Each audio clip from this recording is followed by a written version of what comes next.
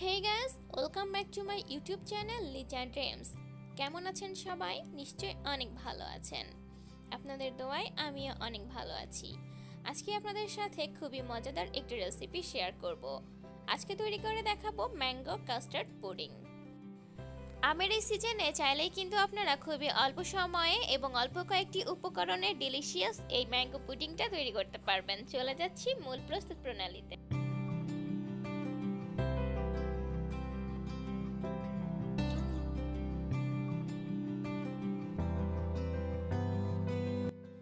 Mango custard pudding তৈরি করার জন্য প্রথমেই একটি বাটিতে দিয়ে দিচ্ছি 1 কাপ পরিমাণে কাস্টার্ড পাউডার।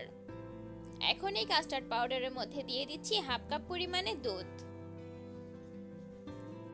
দুধ দিয়ে দেওয়ার পরে একটা চামচের সাহায্যে কাস্টার্ড পাউডারগুলোকে খুব ভালোভাবে মিক্স করে নিতে হবে। কাস্টার্ড পাউডারগুলোকে খুব সুন্দর করে মিক্স করে নিয়ে সাইডে রেখে দিচ্ছি। এখন এখানে 1 বাটি পরিমাণে আম টুকরো টুকরো করে কেটে নিয়েছি। এখানে প্রায় বড় সাইজের 2টো আম আমি খোসা ছাড়িয়ে টুকরো টুকরো করে কেটে নিয়েছি। একটা ব্লেন্ডারের জারে কেটে নেওয়া আমগুলো দিয়ে দিচ্ছি। এখন এই আমগুলোকে খুব সুন্দর করে ব্লেন্ড করে নিতে হবে। আমগুলোকে খুব ভালোভাবে ব্লেন্ড করে নিয়েছি এবং আমগুলোকে একটু সময় নিয়ে ব্লেন্ড করতে হবে। যদিও পাকা আম ব্লেন্ড করতে কিন্তু খুব বেশি সময় লাগে না। আর আমের ভেতরে যেন কোনো দানা না থাকে সেদিকে একটু খেয়াল রেখে আমগুলোকে ব্লেন্ড করতে হবে। এখন একটা বাটির মধ্যে ব্লেন্ড করা আমগুলো ঢেলে নিচ্ছি। আর এই কাস্টার্ড পুডিংটা তৈরি করার জন্য চেষ্টা করবেন একটু মিষ্টি আম ব্যবহার করতে। যদি টক আম ব্যবহার করা হয় তাহলে পুডিংটা খেতে কিন্তু ভালো লাগবে না। আমগুলোকে সাইডে রেখে দিয়েছি এবং চুলায় একটি প্যানে আগের থেকে জাল করে নেওয়া দুধ দিয়ে দিচ্ছি। এখানে প্রায় হাফ লিটার পরিমাণে দুধ দিয়ে দিয়েছি। অপেক্ষা করছি দুধে বলক আসার জন্য। দুধে বলক চলে আসার পরে দিয়ে দিচ্ছি 1 কাপ পরিমাণে চিনি।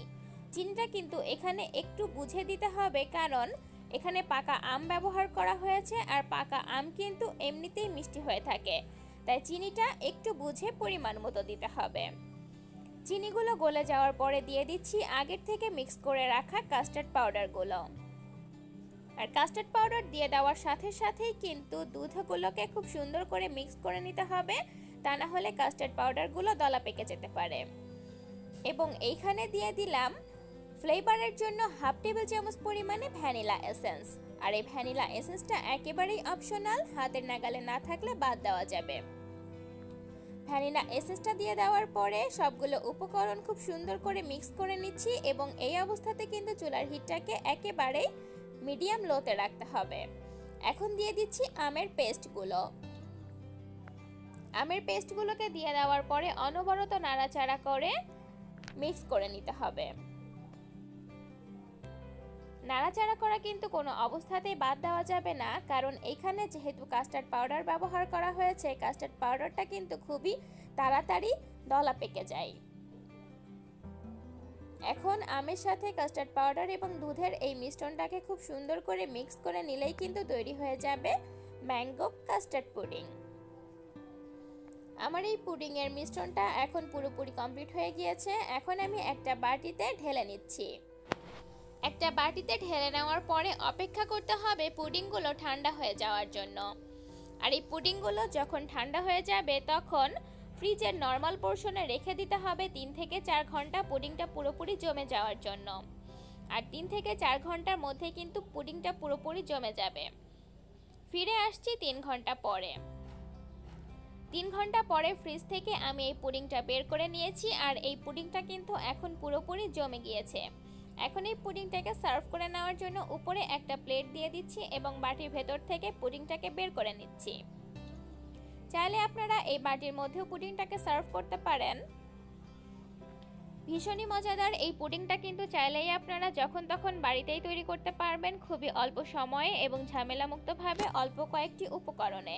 আমের সিজনে কিন্তু আমের বিভিন্ন ধরনের রেসিপি আমরা খেয়ে থাকি, তাই আমের এই ভিন্ন রকমের এই রেসিপিটা চাইলেই আপনারা বাসায় তৈরি করতে পারবেন বাসার সবাইকে খুশি করার জন্য। উপরে 2টি চেরি ফল দিয়ে ডেকোরেশন করে নিয়েছি।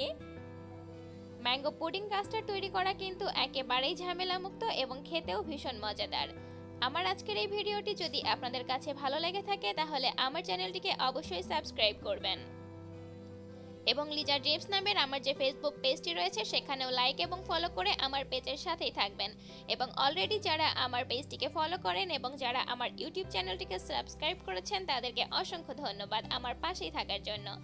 সবাই অনেক ভালো থাকবেন এবং আমার জন্য অনেক অনেক দোয়া করবেন। এখানেই বিদায় নিচ্ছি। আল্লাহ হাফেজ।